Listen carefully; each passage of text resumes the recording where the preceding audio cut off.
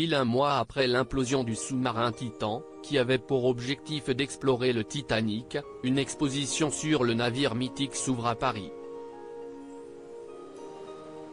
L'un des passagers, Paul-Henri Narjolet, explorateur, plongeur sous-marin et chasseur d'épaves français, devait tenir un rôle particulier pour un grand événement à Paris.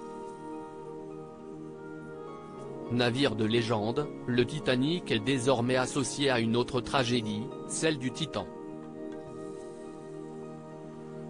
Un sous-marin long d'environ 6,5 mètres qui a plongé le 18 juin 2023 pour aller observer l'épave du fameux bateau mais a implosé, provoquant la mort de tous ses 5 passagers. Le nom des 2 engins, liés à jamais, refont surface avec l'exposition immersive à Paris dans laquelle figure le nom de Paul-Henri Narjolet, l'un des explorateurs se trouvant dans le submersible.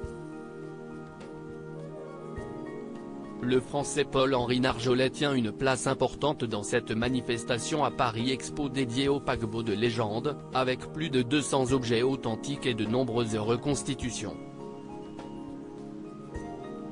En effet, il était directeur de la recherche sous-marine et de RMS Titanic qui a supervisé 8 expéditions sur le site de l'épave depuis 1987.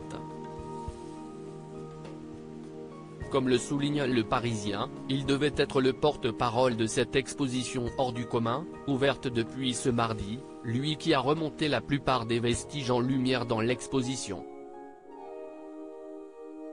Son ombre et son expertise planeront sur les lieux où l'on pourra découvrir notamment le grand escalier du Titanic, dont on se souvient particulièrement grâce au film de James Cameron avec Leonardo DiCaprio et Kate Winslet. La tragédie du Titan ajoute donc une couleur particulière à tout ce qui est en lien avec le mythique paquebot. Les ventes d'un ouvrage écrit par Paul-Henri Narjolet, dans les profondeurs du Titanic, ont d'ailleurs explosé depuis sa disparition brutale. Grand spécialiste de l'exploration sous-marine, il avait aussi marqué pour avoir accompagné en 2020 le fils d'une victime du naufrage d'un sous-marin militaire français pour qu'il puisse rendre un dernier hommage à son père disparu.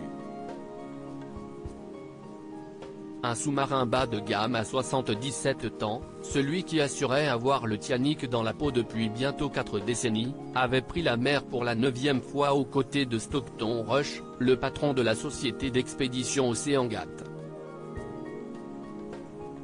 Une société dont les choix de construction, notamment des matériaux et technologies pas suffisamment fiables, ont été pointés du doigt.